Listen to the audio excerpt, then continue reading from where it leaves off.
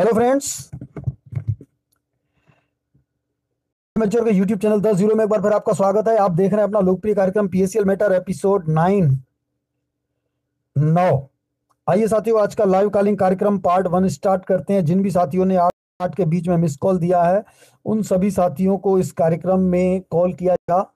और कार्यक्रम देर से शुरू करने के लिए क्षमा चाहूंगा साथियों। नेटवर्क यहाँ पर बहुत ही स्लो चल रहा है। बहुत देर से मैं लगा हुआ था, ट्राई कर रहा था,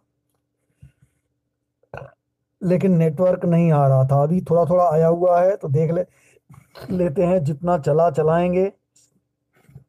फिलहाल नेटवर्क सही है, तो आइए अब आज का कार्यक्रम शुरू करते हैं साथियों, बिना समय गंवाए, क्योंकि समय बहुत हो रहा है और बहुत देर से नेटवर्क नहीं पकड़ रहा था। तो आइए, अब नेटवर्क ठीक है तो कार्यक्रम शुरू करते हैं। आइए सबसे पहले देखते हैं किसने। आज बुधवार का दिन है, पहले नए लोगों को लिया जाएगा, लेकिन एक महीने चेंज किया प्लान क्योंकि ठंडी का भी मौसम है। तो सबसे पहले महिलाओं को, इसके बाद नए लोगों को, और उसके बाद सीनियर्स को, और फिर अदर को। तो पहले महिलाओं को ले लेते हैं। तो सबसे पहले है मैडम मालती देवी, छपरा, बिहार से। ठीक है, ना पहले लेडीज, फिर उन तीनों को बाकी करता है। लेडीज हमेशा फर्स्ट, कोई नहीं देता। कहाँ है?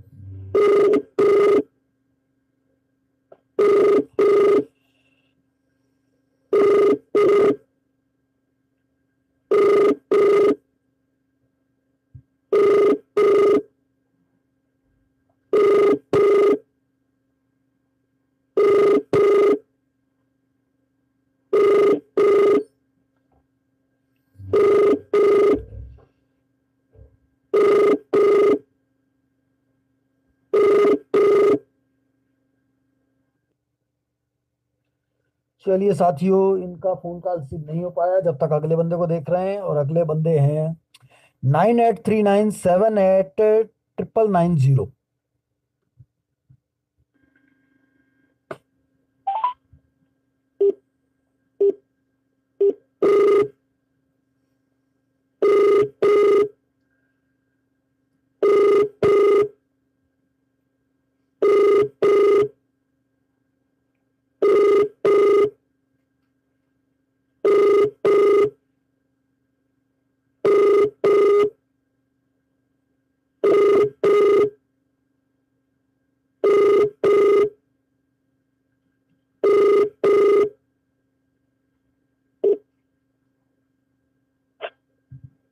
हेलो। हेलो। हाँ नमस्कार मैडम, मीडिया मेच्योर का यूट्यूब चैनल 10 में आपका स्वागत है। बताएं आपका शुभ नाम। हाँ, मेरा नाम नसीम अहमद है। जी मैडम। मेरा नाम नसीम अहमद है। नसीम अहमद। जी भाई साहब बोल रहे हैं। जी सर, हाँ नसीम अहमद जी। बताएं सर, कौन से शहर से? हाँ, मैं जो डिस्ट्रिक्ट हमीरपुर मौजहा से बोल रहा हूँ। हमीरपुर। जी जी जी। जी सर, हमीरपुर बिहार। नहीं, Maujaha district Hamirpur Maujaha. State UP से बोल रहे यूपी। जी जी जी। जी सर, हाँ बताएं सर, क्या जानकारी देना चाहेंगे, क्या जानकारी लेना चाहेंगे? सर, पीएससीएल के पेमेंट के बारे में। जी सर, आप एजेंट हैं कि आप निवेशक हैं सर? हम सर एजेंट भी हैं और निवेशक भी हैं। जी सर, आपको 16 पन्नों की कंप्लेन के बारे में जानकारी है? हाँ जी जी, 16 पन्नों के बारे में जानकारी है, पेमेंट के बारे में। जी सर, ये आपने लगाई है क्या 16 पन्नों की कंप्लेन? 16 पन्नों की तो नहीं लगाई, अभी हमने जो है तो वहाँ पे 3 पन्ने वाली कंप्लेन की है। सर 3 पन्ने वाली थोड़ी लगानी थी, पहले 16 पन्नों की। 3 पन्नों की कंप्लेन आपने लगाई है, पर उस कंप्लेन को पढ़ा है आपने 3 पन्नों वाली कंप्लेन को? फिलहाल तो मैं 3 कटाप में जो लगाई है ना उसमें। नहीं, मैं समझ गया सर, मैं समझ गया। नहीं, मैं समझ गया आपने 3 पन्नों की लगाई है, लेकिन मैं ये पूछ रहा हूँ कि आपने जो 3 पन्नों की कंप्लेन लगाई है, उस कंप्लेन को आपने पढ़ा था पहले? हाँ हाँ जी, पढ़ा था। जी बताएं, उसमें सर क्या लिखा था? उसमें तमाम चीजें लिखी थी, एसपी की यहाँ दिया था हमने उसको। थोड़ा शॉर्ट में बताएं, थोड़ी 2-4 लाइन जो भी थोड़ा ध्यान में हो, कुछ भी बताएं उसमें कि क्या उसका निष्कर्ष क्या था, वो क्यों लगानी थी, थोड़ा बता दें उसमें क्या लिखा था ऐसा। उसमें एजेंटों की सुरक्षा के लिए लिखा था इसमें। कहाँ लिखा था सर एजेंटों की सुरक्षा? तो उसमें लिखा ही नहीं है। कहाँ लिखा था एजेंटों की सुरक्षा?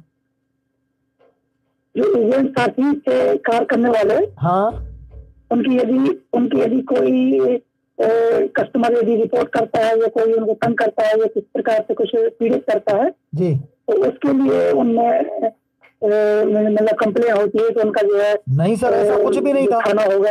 नहीं नहीं ऐसा कुछ भी नहीं था, आपने फिर पढ़ा ही नहीं है। पहले 3 पन्नों की कंप्लेन फिर से पढ़ लीजिए, क्योंकि आप लोग बिना पढ़े साइन कर देते हो।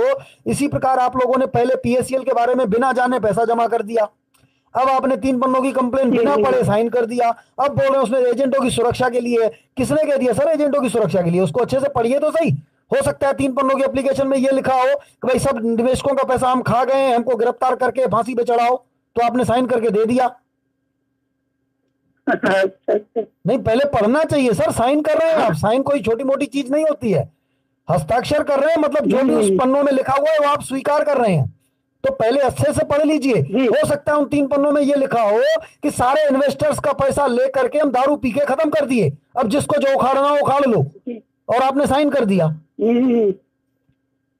मैं रिक्वेस्ट करूंगा सर जी, मैं थोड़ा रिक्वेस्ट करूंगा सर, थोड़ा 3 पन्नों की एप्लीकेशन जो आपने लगाई है उसको एक बार पूरा पढ़िए, तो आपको समझ में आ जाएगा कि 3 पन्नों की एप्लीकेशन के पहले हमको क्या करना था। आपने पहले वो किया ही नहीं, पहले 3 पन्नों की लगा दिया। उसको थोड़ा पढ़ लीजिए तो उसमें समझ में आ जाएगा, और फिर करिएगा। उसमें एक 16 पन्नों की कंप्लेन का जिक्र है 3 पन्नों की एप्लीकेशन पे।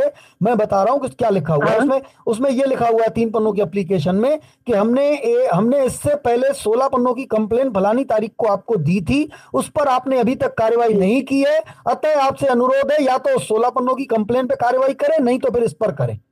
दोनों में जिसको आपको उचित लगे उस पर कार्रवाई करें। आपने 16 पन्नों की लगाई नहीं और उसमें लिखा हुआ है 16 पन्नों की लगाई। कल आपको कलेक्टर बुलाए कि बताओ भाई 16 पन्नों की आपने किस तारीख को लगाई है, तो आप क्या बोलोगे?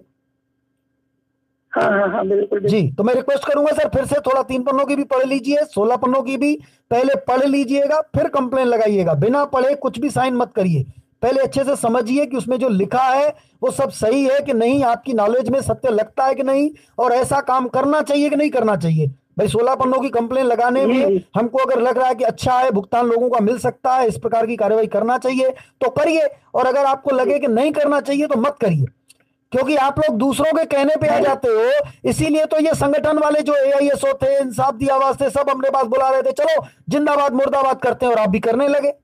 आप लोगों ने उस समय ये पूछा ही नहीं भाई जिंदाबाद हम कितने दिन करेंगे, हमको ये बताओ। अगर आप लोगों ने उसी दिन पहले दिन एआईएसओ के साथ जाते समय आपने बोल दिया होता अपने सीनियर से, या जो टॉप व्यक्ति जो आपको लेके जा रहा था उससे बोल दिया होता कि भाई हमको लिख करके दे दो कि 6 महीने तक जिंदाबाद मुर्दाबाद करेंगे, इसके बाद पैसा मिल जाएगा। अगर वो लिखवा लिया होता तो आज आप पैसा ले लेते, लेकिन आपने नहीं लिखाया। तो इसलिए मैं रिक्वेस्ट करूंगा आप लोग पहले, बिल्कुल आप पहले 16 पन्नों की कंप्लेन पढ़ लीजिए, उसके बाद 3 पन्नों की भी पढ़िए, फिर आपको उचित लगे तो कार्रवाई करिए, और इसके बाद फिर मैंने 11 सवालों को लेकर के एक फाइल जारी की है, उसको भी पढ़िए। और उसमें यह लिखा भी हुआ है कि आप 11 सवालों के जवाब लेकर आइए, आपको 90 दिन में पैसा मिल जाएगा।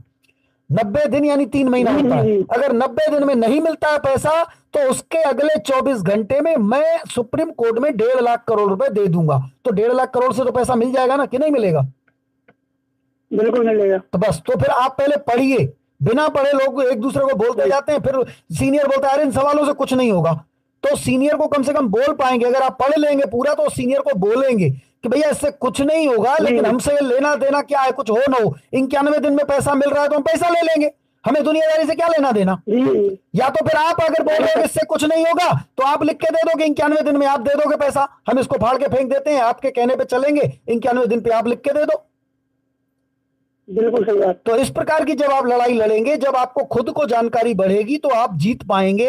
दूसरे के कहने पे चलेंगे तो आपको पूरी तरह समझ में नहीं आएगा कि अंदर क्या लिखा है, क्योंकि पहले भी आप लोगों ने धोखे खाए हैं और आज फिर वही काम कर रहे हैं कि अगर मैं आपके साथ धोखा कर दूं, क्या लिखा है आप बिना पढ़े साइन करके कलेक्टर क्या लगा दिए। कल वो कलेक्टर पढ़े कि भाई इसमें लिखा हुआ है कि सब कस्टमरों से हम लोगों ने पैसा कलेक्ट करके दारू पी लिया, बढ़िया ऐश कर लिया, आप किसी को नहीं देंगे, जिसको जो उखाड़ना उखाड़ लो। तो कलेक्टर तो पकड़ के आपको भेड़ देगा अंदर, फिर ये क्या लिख के दिए हो, तुम पैसे खा के कस्टमरों का।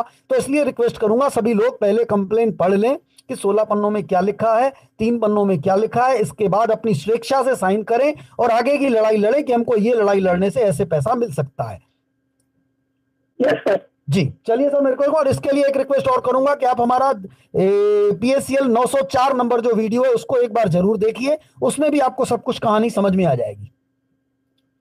यस। जी चलिए सर, मेरे को लाइन पे बने रहे, जब तक अगले बंदे उनको भी लाइन पे ले लें।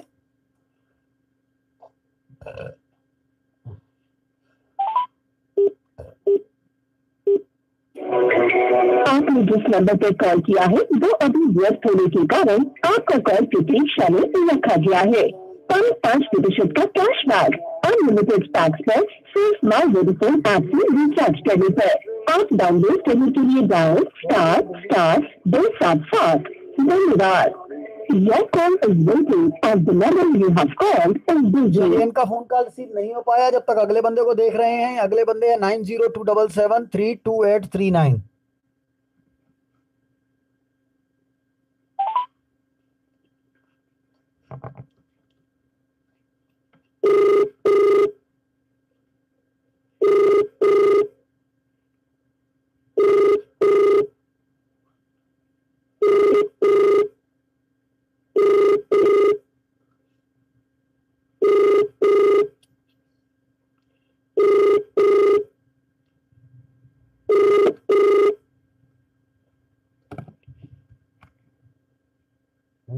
चलिए, इनका भी फोन कॉल रिसीव नहीं हो पाया। जब तक अगले बंदे को देख रहे हैं, अगले बंदे हैं 9027513783।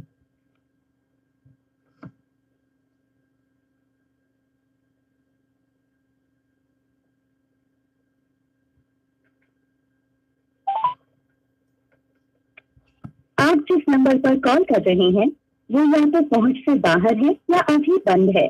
चलिए, इनका पहुंच के बाहर बता रहा है। जब तक अगले बंदे को देख रहे हैं, अगले बंदे हैं 7654465240।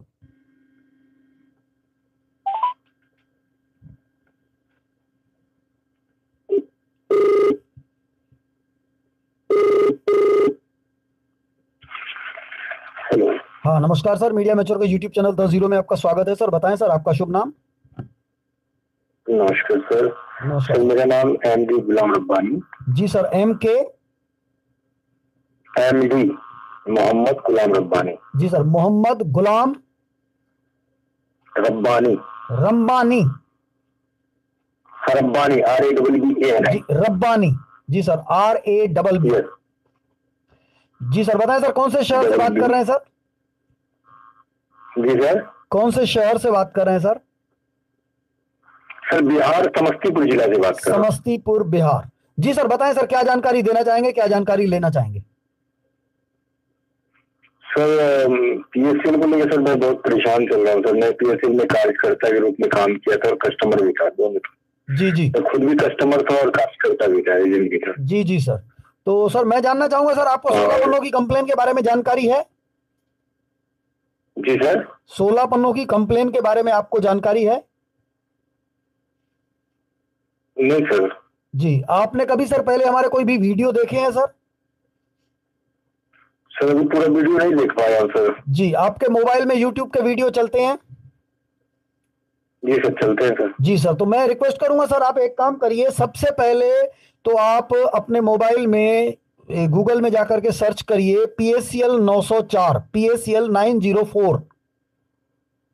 जी सर। ठीक है सर। वो वीडियो आप थोड़ा पूरा देख लीजिए पहले, तो आपको बहुत कुछ समझ में आ जाएगा। और उसके बाद जो कुछ समझ में नहीं आए तो आप कॉल करिएगा, और समझ में आ जाए तो उसमें कुछ मोबाइल नंबर दिए हैं उसी वीडियो के शुरू में, उन नंबर पे कॉल करके, अगर उसमें जो फाइलें बताई गई हैं वो फाइलें आपको मंगवानी हो तो उन नंबर्स पे कॉल करके वो फाइलें मंगवा लीजिए और फिर आगे की कार्रवाई करिए।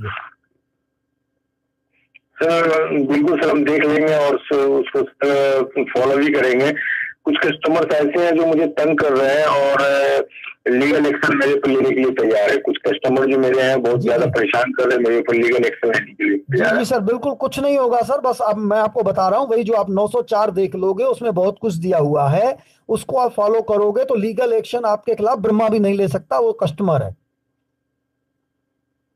जी सर। ठीक है सर। तो कोई नहीं ले सकता, लेकिन सवाल यह है कि आप सही दिशा में काम करेंगे। और सबसे बड़ी बात है कि जिनका पैसा फंसा है उनको पैसा दिलाना है। इसलिए नहीं कि भाई लीगल एक्शन नहीं ले सकते हैं इसलिए वो कार्रवाई कर दी है हम लोग कि भाई अभी हमारे खिलाफ कोई एक्शन नहीं ले सकते और हम लोग उनको पैसा न दिलाएं। हमें प्रयास करना है कि उनको पैसा ब्याज सहित दिलवाना है, चाहे कुछ भी हो जाए।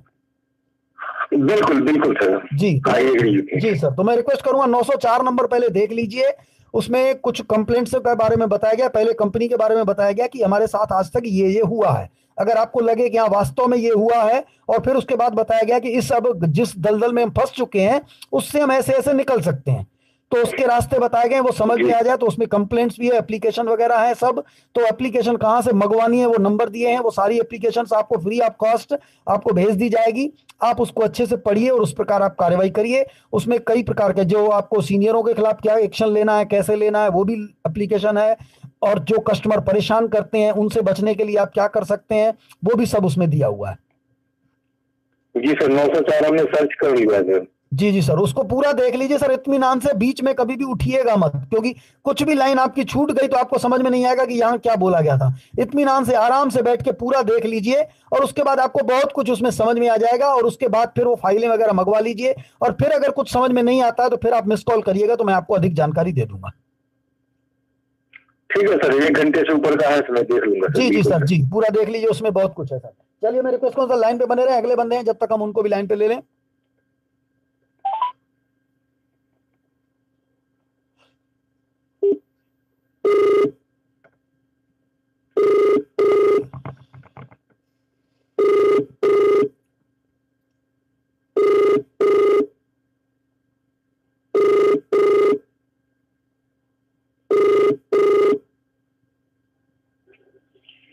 हेलो। हाँ नमस्कार सर, मीडिया मैच्योर के यूट्यूब चैनल 10 में आपका स्वागत है सर। बताएं सर, आपका शुभ नाम। जी सर, मेरा नाम एमडी परवेज आलम सर। जी सर, एमडी परवेज आलम। मोहम्मद परवेज आलम। जी सर, जी सर। जी सर, मोहम्मद परवेज आलम। जी सर, जेड। जी मैं राजगीर से बोल रहा हूँ सर, राजगीर नालंदा से। नालंदा बिहार। जी हाँ, जी हाँ। जी सर, बताएं सर, क्या जानकारी देना चाहेंगे, क्या जानकारी लेना चाहेंगे। सर मैं पीएचएल का एजेंट था सर। अभी जो है जी, ये कंपनी 22 अगस्त 2014 में जो है सील कर दिया गया सेबी द्वारा। जी जी 8-15 तक। जी जी सर, मैं हेलो। जी सर, मैं आपको बताना चाहूंगा परवेज जी, परवेज सर। जी जी सर। जी सर, मैं आपको बताना चाहूंगा सर, जी मैं सुन रहा। जी सर, पीएससीएल कंपनी बंद नहीं हुई है। ये आपको किसने कह दिया कि कंपनी सेबी ने बंद कर दी थी। हेलो। ब्रांच तो बंद हो गया सर, तो हम लोग तो ये समझ रहे हैं ना कि हाँ। ब्रांच बंद हो गई तो बंद हो चुकी जी है। हाँ, ब्रांच बंद हो गई, बाकी सेबी ने कंपनी बंद नहीं की थी। सेबी ने इनके कलेक्शन पे बैन लगा दिया कि आप आज के बाद कलेक्शन नहीं करोगे। जी सर। जी, कलेक्शन पे बैन किया है। कंपनी बंद करने का अधिकार सेबी को है ही नहीं।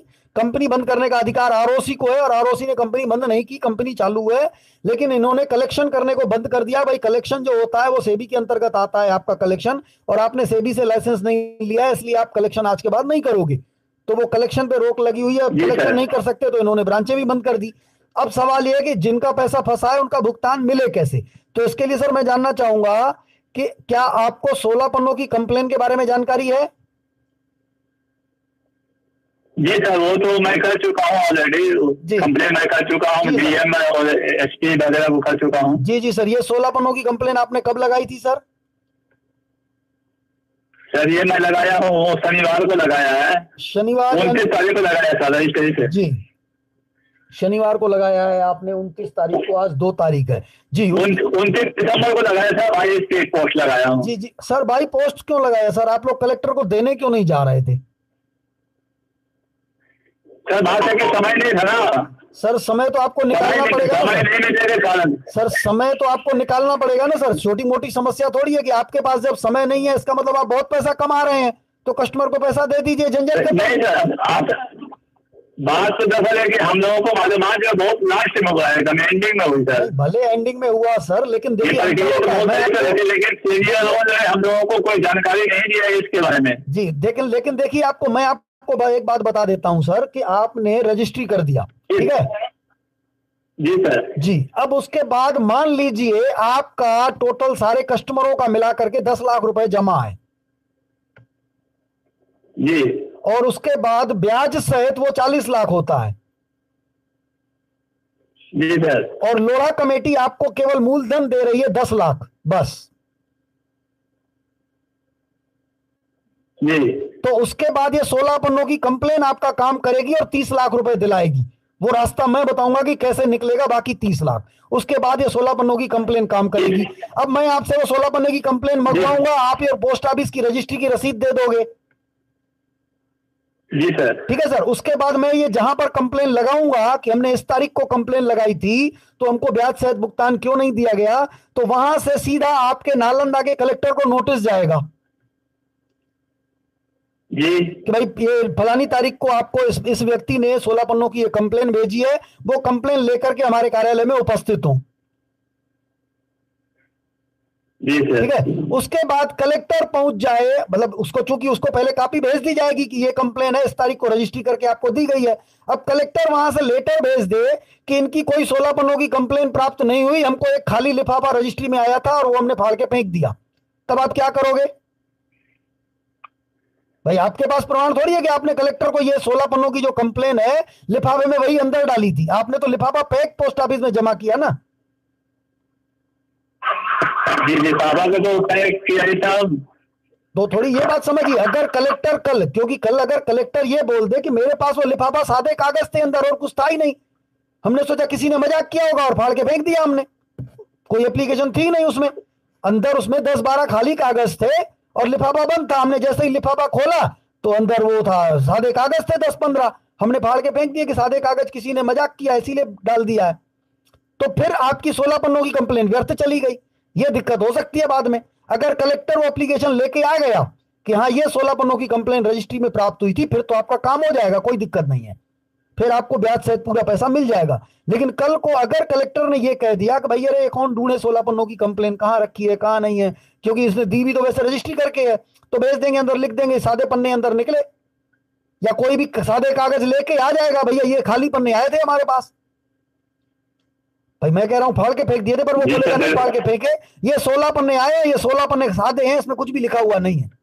तो आपके पास जो सादे कागज रखे हैं जो लिखे हुए हैं उसको मान्यता थोड़ी मिलेगी, मान्यता उसको मिलेगी जो कलेक्टर भेजेगा। लेकिन अगर आप कलेक्ट्रेट चले गए होते, वहां पर दे आए होते और उनसे सील लगवाए होते और साइन कराए होते, तो आपको भले रिसीविंग वो एक पन्ने में देता, वो 16 पन्नों का पूरा सेट माना जाता है, तो उसकी मान्यता अधिक होती है। बिल्कुल इस बात का, क्योंकि छोटा मोटा नहीं है, क्योंकि ये मेरे को बाद में ध्यान आया, अभी कुछ लोगों को मैंने कहा था कि चलो अकेले और रजिस्ट्री भेज दो, लेकिन मेरी एक कलेक्टर से ही चर्चा हुई, उन्होंने ये मेरे को बताया कि आप लोगों को बोलते हो कि रिसीविंग रजिस्ट्री करके भेज दो। ठीक है सर।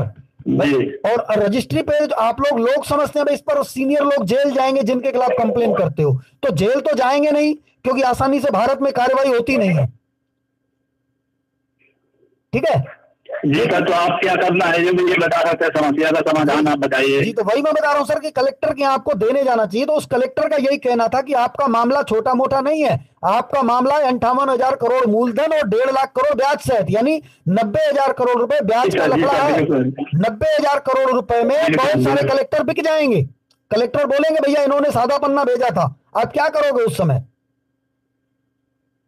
जी। तो ये दिक्कत आएगी सर। तो मैं सबसे रिक्वेस्ट करूंगा, या तो आप कलेक्ट्रेट जाके पता करें कि सर ये हमने रजिस्ट्री भेजी थी, एक 3 पन्नों की कंप्लेन लगा दीजिए, वो वहां पर देने जाइएगा, उसमें लिखा हुआ है कि हमने फलानी तारीख को 16 पन्नों की कंप्लेन लगाई है, वो तारीख लिख करके और फिर कलेक्ट्रेट में 3 पन्नों की कंप्लेन लगाई दीजिए, तो वो माना जाएगा कि हाँ भाई ये 16 पन्नों की कंप्लेन कलेक्ट्रेट में आ चुकी है। ठीक है सर। और इसके अलावा इसके बाद आपको 11 सवालों की एक फाइल होगी, वो 11 सवालों को लेकर के आगे बढ़ना है कि 11 सवाल हमको अपने सीनियर से जवाब मंगवाना है। उसके जवाब आते ही आपको 90 दिन में ब्याज सहित पैसा मिल जाएगा, आके सारे कस्टमरों को ब्याज सहित पैसा मिल जाएगा 90 दिनों में। दिन गिन लीजिएगा, 90, 91 दिन नहीं होगा। ठीक है सर। तो उसका थोड़ा पीछा करिए, और इसके लिए आपको पूरी जानकारी चाहिए तो आप 904 नंबर वीडियो आपने देखा है क्या हमारा सर? नहीं सर, मैं तो वीडियो नहीं देख रहा हूँ, फुल मोबाइल नहीं देख रहा, मेरे पास सैंपल मोबाइल है सर, इसलिए मैं नहीं देख पाया हूँ उसको।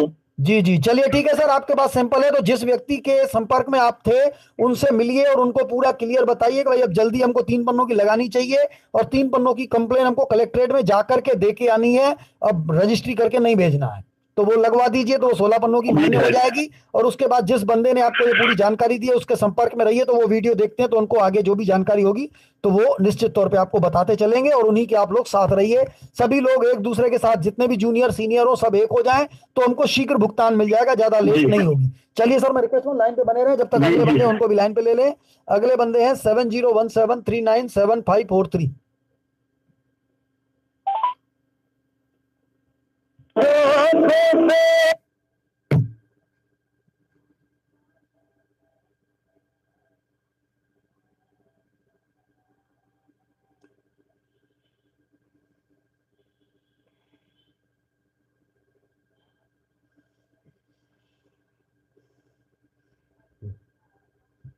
चलिए, इनका भी फोन कॉल रिसीव नहीं हो पाया। जब तक अगले बंदे को देख रहे हैं, अगले बंदे हैं 6398678388।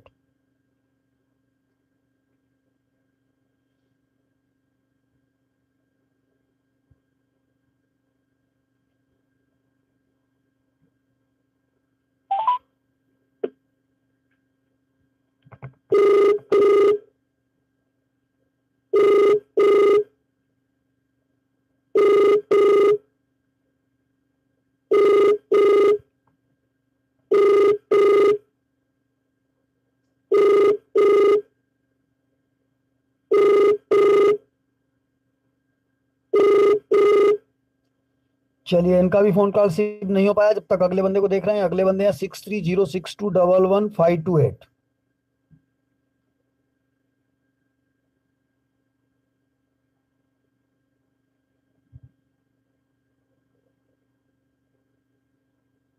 जिस नंबर पर कॉल कर रहे हैं वो या तो पहुंच से बाहर है या अभी बंद है। चलिए, इनका पहुंच के बाहर बता रहा है। जब तक अगले बंदे को देख रहे हैं, अगले बंदे हैं 6206717640।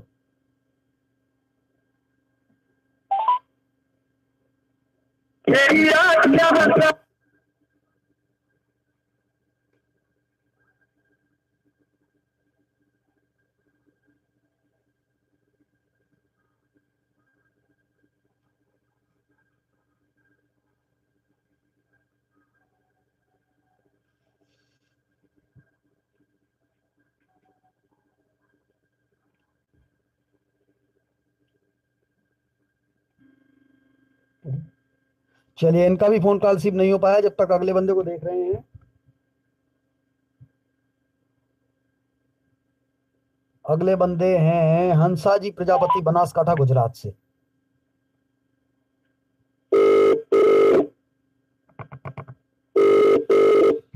नमस्कार सर जी। नमस्कार सर, नमस्कार। मीडिया मैच्योर के यूट्यूब चैनल पर स्वागत है सर। हंसा जी प्रजापति, बनासकाठा, गुजरात से। हाँ जी, नमस्कार सर जी। अभी नमस्कार सर। जो मेरे हेलो, अमृतसर के लिए जो मीटिंग 6 तारीख को होने वाली है उसके बारे में राजू सिंह जी और चंद्रशेखर जी आपसे बात करना चाह रहे हैं अभी। जी जी। तो लाइन पे लेना है उन दोनों को सर जी अभी। जी जी सर, जी जी सर, उनको ले लेते हैं लाइन पे सर। और कुछ आप जानकारी देना चाहेंगे और कुछ?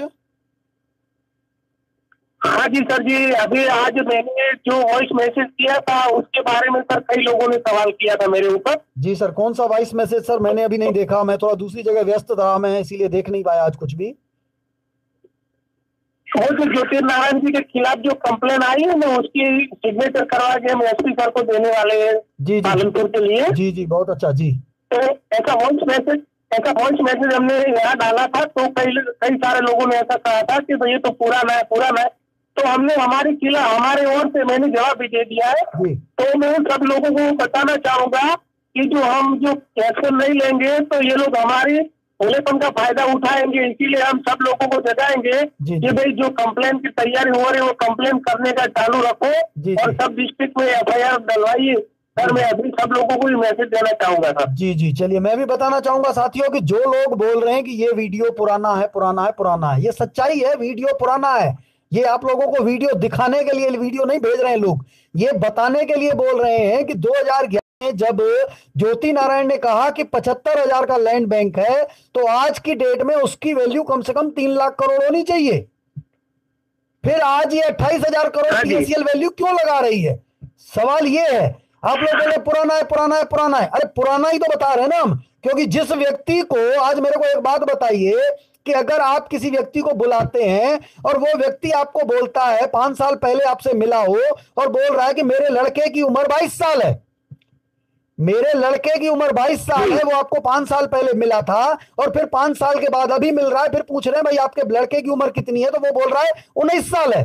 तो आप कहोगे भाई 5 साल पहले वो 22 साल का था, अब 19 साल का कैसे हो गया? हम ये बताना चाहते हैं। ये इसलिए नहीं दिखा रहे पुराना वीडियो भाई 5 साल पहले उसने 22 साल का बोला था, इसलिए बोल रहे कि पहले जब 5 साल का लड़का, वो 5 साल पहले जिसका लड़का 22 साल का था, अब ये 19 साल का कैसे हो सकता है? सवाल ये है। इसलिए वीडियो आप लोगों को दिखाया जा रहा है, आप लोग समझ नहीं पा रहे हैं, इसीलिए आप लोगों को पीएसएल लूटने में मतलब आसानी से लूटने में कामयाब हो गई। अगर आप इतना दिमाग लगा लेते तो मुझे नहीं लगता कि पीएसएल आसानी से लूट पाती आपको। कि वीडियो क्यों दिखाया जा रहा है, पहले ये समझे। पुराना है करके हटा देते हैं, हमने देखा हुआ है। देखा हुआ तो देखने के बाद आपने किया क्या? देखने के बाद आप लोगों को यह सोचना चाहिए था कि जो बंदा 5 साल पहले बोल रहा है कि 75,000 का लैंड बैंक था, वो आज 3 लाख करोड़ का होना चाहिए, फिर उसमें 28,000 करोड़ कैसे हो गया? ये कंफ्यूज आप लोगों का दूर करने के लिए वीडियो दिखाया जा रहा है। वीडियो प्रचार नहीं किया जा रहा है ज्योति नारायण का कोई, लेकिन आप लोग समझ नहीं पा रहे हैं और कई बेईमान आप लोगों को बेवकूफ बना रहे हैं और आप बेवकूफ बन रहे हैं। मैं रिक्वेस्ट करूंगा आप लोग जागिए कि आप लोगों को क्या कैसे करना है, अपने विवेक से सोचिए, एक एक तथ्य को समझिए, क्योंकि कंपनी के पास संपत्ति पर्याप्त मात्रा में है, लेकिन आपको कंपनी भुगतान नहीं दे रही है। मुसीबत यह है, आपको भुगतान दे रही है लोढ़ा कमेटी, और लोढ़ा कमेटी के पास पर्याप्त मात्रा में संपत्ति नहीं है।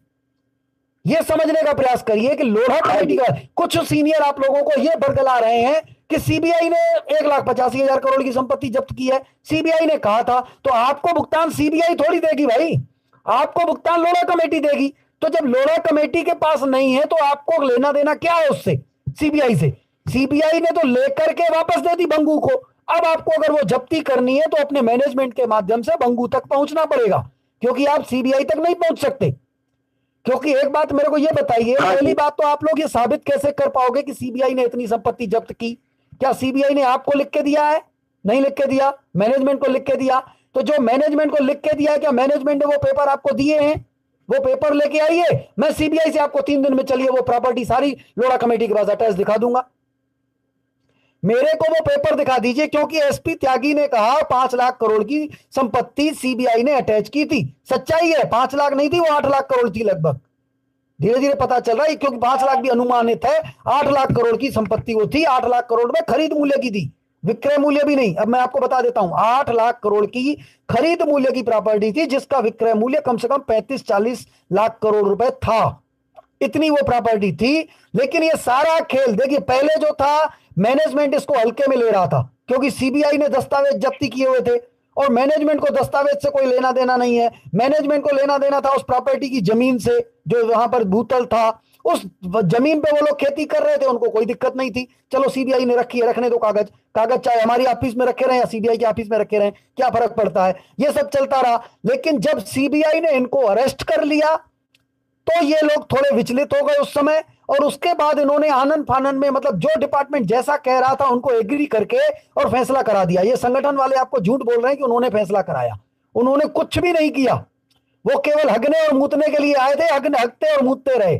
संगठनों ने कुछ भी नहीं किया। आप कोर्ट की कोई भी फाइलें निकाल के दिखा दीजिए, कहीं पर किसी संगठन का नाम नहीं है, न किसी संगठन का वकील था। जनलोक प्रतिष्ठान का वकील था, लेकिन वो भी बाद में आया। 2 फरवरी 2016 को वो भी नहीं था। 2 फरवरी 2016 को कोई भी संगठन सुप्रीम कोर्ट में नहीं था। ये सारे संगठन भंगू के कहने पर हग और मूत रहे थे, निवेशकों के बगल में आके एजेंटों को गुमराह कर रहे थे, और कुछ नहीं था। 2 फरवरी 2016 को मैनेजमेंट ने फैसला करवाया कि भाई लोढ़ा कमेटी गठित की जाए और प्रॉपर्टी को हमको रफा दफा करना है। तो लोढ़ा कमेटी एक स्वतंत्र कमेटी होती है, वो कमेटी गठित हो गई। भाई अब कोई सेबी पर भी आरोप नहीं लगा सकता, सीबीआई पर भी नहीं लगा सकता, और सरकार पर भी नहीं लगा सकता, क्योंकि लोढ़ा कमेटी भुगतान करेगी तो लोढ़ा कमेटी तो स्वतंत्र है। उस पर आपने अगर कोई भी आरोप लगाया तो वो सीधा ब्लेम आपका कोर्ट में जाएगा, फिर कोर्ट आपका कंटेम्प्ट ऑफ कोर्ट में मुकदमा कर देगी, आपको दिक्कत होगी। तो इसलिए ये कमेटी बनाई गई, और 2 फरवरी 2016 के बाद शुरू हुई उन प्रॉपर्टियों की गेम कि हमको ये सारे दस्तावेज इधर करने हैं, उधर करने हैं। ऊपर से कहीं से दबाव बनवाया गया, चाहे मंत्रिमंडल हो, चाहे विपक्ष हो, चाहे दबंग हो, अंडरवर्ल्ड हो, सारे लोग मिलकर के सीबीआई के माध्यम से दबाव बनाकर, खरीद कर, कुछ भी करके इन लोगों ने जो 1,85,000 संपत्तियां थी, 1,85,000 संपत्तियां थी, उसमें से इन्होंने 1,56,000 प्रॉपर्टियां वापस ले ली। बाकी बची 29,000। उस 29,000 प्रॉपर्टियों में भी कम से कम 10,000 प्रॉपर्टियां उन्होंने बदल दी। 5,000 कम से कम ऐसी प्रॉपर्टियां दे दी जो उन्होंने पहले से ही बेची हुई थी। बिकी हुई प्रॉपर्टियां सीबीआई को दे दी और सीबीआई से वापस ले ली, अपनी जो फ्रेश प्रॉपर्टियां थी वो वापस ले ली 5-6 हजार, और 4-5 हजार ऐसी प्रॉपर्टियां दे दी जो बंजर जमीनें हैं, जो बिक ही नहीं सकती, जिसकी कोई कीमत नहीं है, फ्री में भी महंगी लगेगी, ऐसी जमीनें सीबीआई को दी, और साइज जिनकी छोटी थी, यानी 500-700 एकड़ वाली जमीन के दस्तावेज सीबीआई से ले लिए गए और 3 एकड़ जमीन के दस्तावेज सीबीआई को दिए गए। क्यों? क्योंकि उसने रिकॉर्ड में 29,000 मेंशन कर दिया कि हमारे पास इतने आए हैं, और इन्होंने लोढ़ा कमेटी को अप्रैल से देना शुरू कर दिया। ये फरवरी और मार्च 2 महीना ये खेल खेला गया। आप लोग उस समय भी अनभिज्ञ थे, न इन मामलों में आप पढ़ना चाहते थे। अगर 22 अगस्त 2014 को जैसे ही कंपनी पे बैन लगा था, अगर सारे सीनियर मिलकर के, सभी लोग जूनियरों के साथ मिलकर के कंज्यूमर फोरम चले जाते तो भी आपको 3 महीने में पैसा मिल जाता। कंज्यूमर फोरम नहीं जाना था, मैनेजमेंट पे दबाव बना करके केवल जब, क्योंकि मैनेजमेंट सब बोल रहे थे ना भाई सारी संपत्ति सीबीआई के पास है, सारी संपत्ति सीबीआई के पास है, सब जब्ती है, इसलिए भुगतान कहां से करें। तो उस समय सीनियरों को जाना चाहिए था कि आप बता दो हमको कि कुल कितना पैसा आपके पास जमा है और सीबीआई के पास कितनी संपत्ति है, वो कितने में खरीदी गई है, कितनी आज की वैल्यू है। केवल ये एक लेटर हेड पे उनसे लिखवा लिया होता और वो सार्वजनिक कर दिया होता, सब लोगों को एक दूसरे को कॉपी दी गई होती, तो आज इनकी मजाल नहीं होती कि ये आपको इस प्रकार गुमराह करते। क्यों? क्योंकि 22 अगस्त 2014 को जब इन पर बैन लगाया है, तब उस समय इनके पास सीबीआई का जब्ती पंचनामा रखा हुआ था जिसमें 1,85,000 संपत्तियां लिखी हुई थी। अगर वो दस्तावेज उस समय आप लोगों ने फोटोकॉपी ले ली होती तो फिर ये बदलता ही नहीं, क्योंकि फिर सीबीआई भी कहती कि भैया आप बदलोगे, लोगों को आपने बता दिया 1,85,000 संपत्तियां हैं, तो अब तो अगर हम आपको दे देंगे तो हमारी नौकरी चली जाएगी। तो फिर वो रखी रह जाती है। और 2 फरवरी को जैसे ही सुप्रीम कोर्ट ने फैसला दिया, आपको 2 अगस्त तो बहुत दूर है, आपको 2 मार्च को ही पैसा मिल जाता, क्योंकि संपत्तियां पर्याप्त मात्रा में थी।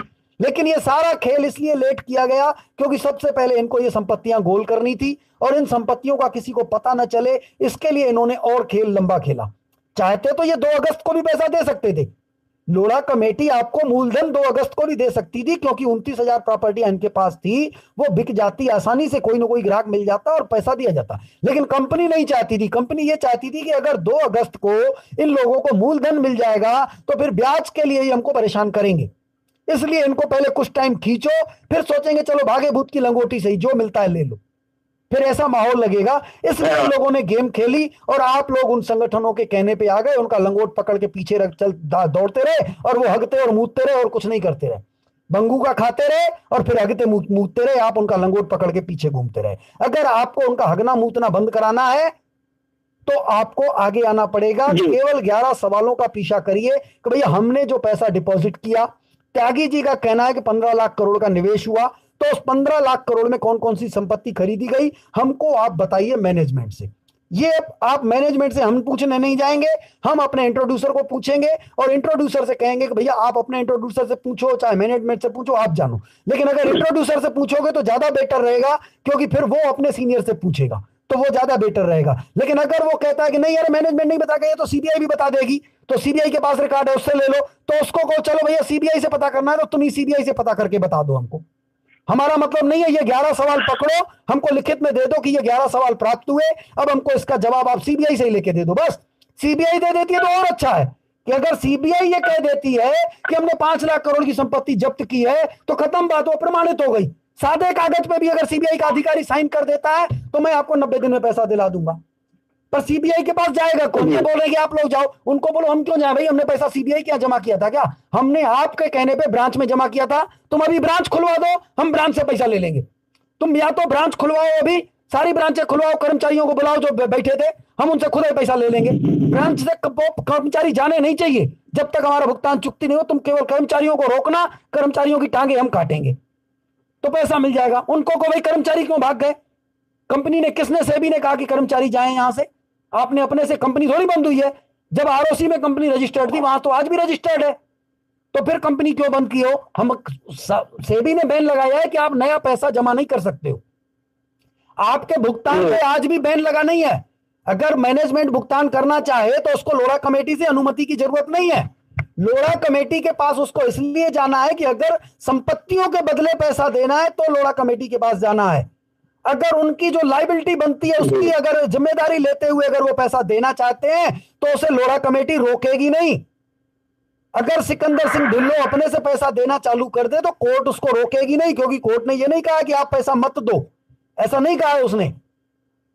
कोर्ट ने ये सर मैं बीच में कहना चाहूंगा, ऑफिस तो सील कर दिया गया है प्रशासन के द्वारा। नहीं सर, कोई भी ऑफिस सील नहीं हुई है। आप मेरे को सील दिखा दीजिए, किस प्रशासन ने सील किया, आप सील की हुई दिखा दीजिए। आपको पता है सील कैसे होती है सर? सील ताला लगाने के बाद सफेद कपड़ा लगाया जाता है, उस पर एक सील चिपका की जाती है। हेलो सर, कोई भी ऑफिस कोई सील नहीं है। हेलो जी, पालनपुर की ब्रांच है ना, उसके ऊपर कोई सील बिल नहीं मारा हुआ है और डायरेक्ट ताला ही लगाया है सर। सील किसी ने किया ही नहीं है सर, सील किसी ने किया ही नहीं है। सील एक आध जिलों में हुआ था, मैं आपको बताऊं वो क्यों हुआ था कि लोगों ने कंप्लेन किया कि इनको कलेक्शन करने के लिए मनाही की गई है और ये ऑफिस खोल करके कलेक्शन कर रहे हैं। तो कलेक्टर वहां पर आया था और उसने सील कर दी कि आप कलेक्शन क्यों कर रहे हो। लेकिन फिर अगर वो कलेक्ट्रेट में चले जाए एक एफिडेविट दे देंगे भाई हम कलेक्शन नहीं करेंगे, हम आपसे वादा करते हैं कलेक्शन नहीं करेंगे, तो उनको ब्रांच खोलने की मनाही थोड़ी है। ब्रांच खोलो ना, हमारी है, खुद की है, लोगों को पैसा देना चाहते हैं, हम दे रहे हैं। तो वो 2-4 हुई थी और वो भी खुल गई, क्योंकि कलेक्टर ने इसलिए सील नहीं किया कि कंपनी बंद की गई है। कंपनी किसी भी सुप्रीम कोर्ट का ऑर्डर या सेबी का ऑर्डर या सेट का ऑर्डर पढ़ लीजिए, कहीं पर भी ये नहीं लिखा है कि पीएससीएल को बंद किया जाए। उन पर यह कहा गया कि पीएससीएल जो सीआईएस के अंतर्गत जो कलेक्शन कर रही थी, जिसको वो रियल एस्टेट का नाम दे रही थी, एक्चुअल में वो रियल एस्टेट नहीं सीआईएस है और सीआईएस का आपके पास लाइसेंस नहीं है, इसलिए आप आज के बाद किसी भी व्यक्ति से कोई कलेक्शन नहीं करेंगे। उसके कलेक्शन पे बैन लगा है, कंपनी पे बैन नहीं लगा है। कंपनी आज भी चालू है, चाहे पीजीएफ हो चाहे पीएससीएल हो, दोनों कंपनियां चालू हैं आज की डेट में। लीगल तौर पे चालू है, एमसीए के रिकॉर्ड में चालू है, आरओसी के यहां से रजिस्टर्ड है, कंपनी कोई भी बंद नहीं हुई है। मैं आप लोगों को बता दूं, आप लोग सही दिशा में जाइए।